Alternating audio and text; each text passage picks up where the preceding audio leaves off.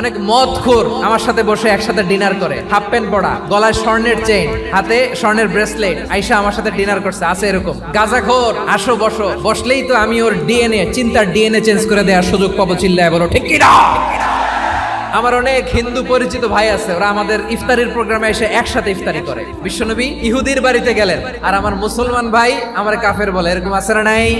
মুসলিমরা দেখতে পারে না, সহ্য করতে পারে। বিষ্ণু ইসা ইসলামের খাদেম ছিল ইহুদি, এতদিন খেদমত করলো, একদিনও বিশ্বনবী ওরা কালিমার দাওয়াত দেয় নাই। কারণ কি? বিশ্বনবী একটা ভালো সময়ের অপেক্ষা করতেছিলেন, দায়ী সুযোগ খুঁজে কখন দাওয়াত দিলে ব্যাটে বলে হবে, ঝোপ বুঝে কোপ মারে। বিষ্ণু ইসা ইসলাম ভালো সময়ের অপেক্ষা করতেছিলেন, দেখি আস্তে আস্তে এমন সময় আসছে, ছেলে এবার মুমূর্ষ, যখনই টাইমিং পেয়েছেন দাওয়াত দিলেন, পড়ো লা ইলাহা ইল্লাল্লাহ। প্রতিবেশী ইহুদি হোক হিন্দু হোক, যাবেন, সুসম্পর্ক রাখবেন, উপহার দিবেন, বিপদে পাশে দাঁড়াবেন, অসুস্থ হইলে একটু আপেল নিয়ে যান, আঙ্গুর নিয়ে যান। ইসলামের বিউটি দেখে, সৌন্দর্য দেখে অবাক হবে, নসিব ভালো হলে কোনোদিন কালিমা পড়ে মুসলমান হয়ে যাবে।